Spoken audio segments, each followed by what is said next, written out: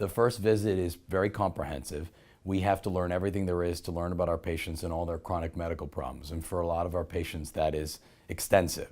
So the idea of the consultation is to get a good sense of what their chronic medical conditions are. And many of our patients will have at least one, if not all, of the most common, let's say 6, what we call comorbidities, other medical conditions.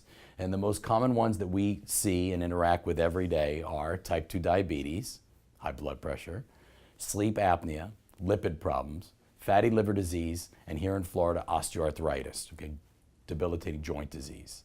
These things are critical because they shape the workup that occurs in terms of the patient's anticipation of going through an operation. So we have a very comprehensive to-do list in terms of engaging other specialists and people in our medical community and testing that's going to go on.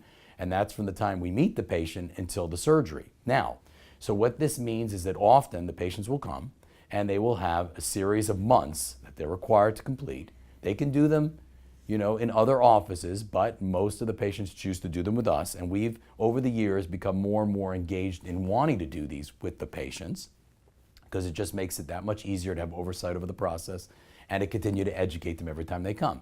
Some of these can be as long as 3 and 6 and even 12 months. The patient will come on every calendar month to the office. So they have their to-do list for surgery. That's their medical testing and workup. And in the meantime, we're seeing them on a monthly basis for these supervised diets. So when this quite exhaustive process for the patient and the office is completed, ultimately then the patient will go to surgery and have a surgical date.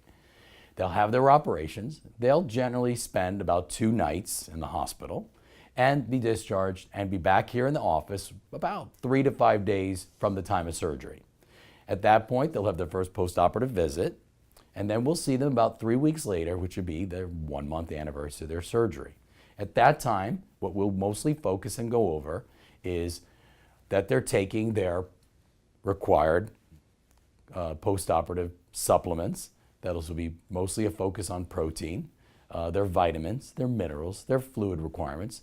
We'll make sure we're always looking at that medical list, which is hopefully diminishing quickly and rapidly over time. And we'll be overseeing that process with them as well.